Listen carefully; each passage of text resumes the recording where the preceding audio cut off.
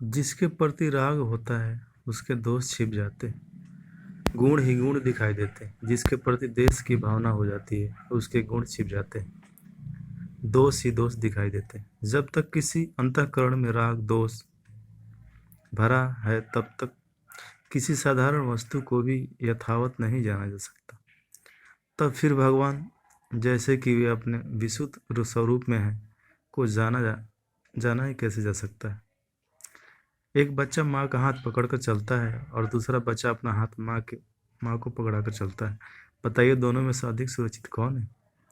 निश्चय ही अपना हाथ माँ को, परम प्रभु को पकड़ाकर चलना अधिक श्रेयस्कर है।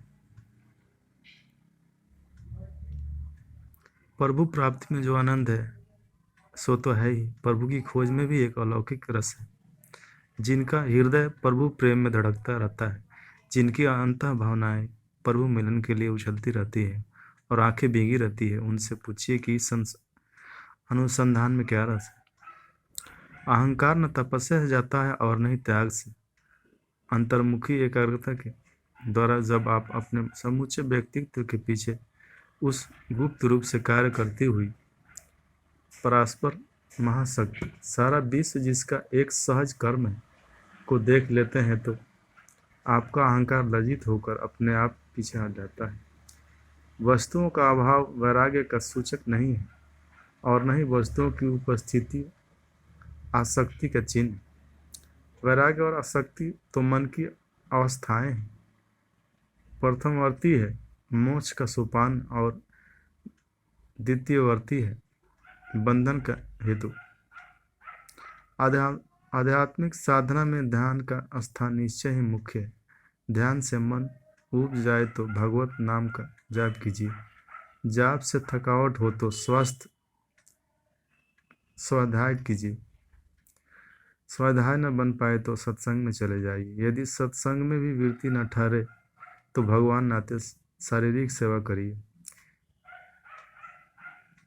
येन क्रेन प्रकार आपका संपर्क हर समय भगवान के साथ जुड़ा ही रहना चाहिए। धीर पुरुष कौन है? वह जो प्रतिकूल परिस्थितियों में मन का संतुलन नहीं खो बैठता, प्रकृति के आघात जिसके चित्त को विचलित नहीं कर पाती, जो सदैव सहजता पूर्वक पर सावधानी से अपने दिव्य गंतव्य की ओर बढ़ता है। वो प्रचंड जो एक दिन आपके चाहते अथवा न चाहते छूट ही जाता है, उसके लिए तो इतना मोह और परिश्रम, परंतु जो जन्म जन्म का नित्य साथी है उस परमात्मा के प्रति इतना प्रमाद और उपेक्षा दया करके अपने विवेक की इतनी दुर्दशा न कीजिए। सीधी सी बात है कि जिस कार्य को मनुष्य सबसे अधिक महत्व देता है उसको सबसे पहले करता है।